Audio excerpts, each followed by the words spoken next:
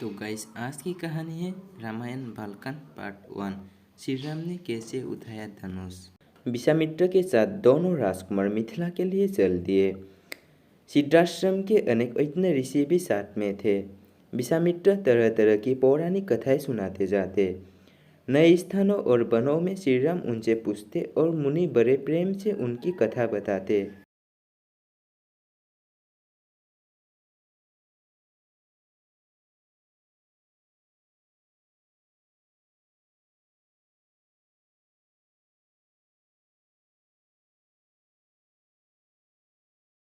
इसी प्रसंग में उन्होंने अपने वंशावली भी राम लक्ष्मण को बताए। रात को विश्राम किए वे फिर आगे बढ़े। विश्वामित्र ने गंगा की उत्पत्ति, पार्वती की कथा और स्वामी कार्तिक के जन्म की कहानी राम लक्ष्मण को मार्ग में सुनाई। जब वे मिथिला के निकट पहुंचे तो नगर के बाहर उन्हें एक सोना सा आश्रम दिखाई पड़ा।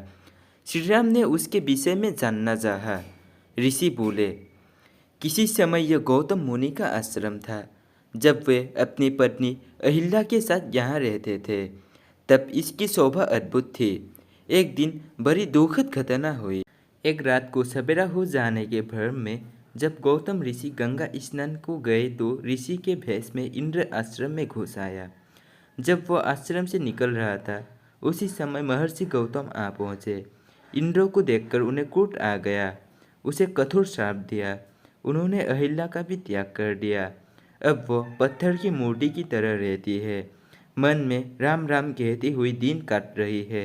यह कथा सुनकर राम को अहिल्या पर दया आई। राम ने बढ़कर ऋषि पत्नी के पैर छुए। राम का स्पर्श पाते ही अहिल्या शापमुक्त हो गई। वो पहले की तरह सुंदर भी हो गई। गौतम ऋषि ने भी अहिल्या को सहर्ष स्वीकार कर लिया। इस घटना से राम का यश और फैल गया।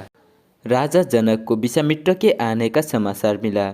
वे शतानंद तथा अन्य ऋषियों को लेकर स्वागत करने के लिए नगर के बाहर आए। आते ही उन्होंने मुनि को अंदर से प्रणाम किया और कुशल समाचार पूछा। जब उनकी दृष्टि राम लक्ष्मण की ओर गई तब राजा जनक की आंखें खुली की खुली रह गई। उन्होंने विश्वामित्र जी से पूछा, ये सुंदर बालक कौन है? किसी राजकुल के भूषण है अथवा साक्षात भगवानी है? मेरा सहस विरागी मन भी इन्हें देखकर इनकी ओर खींचा चला जा रहा है।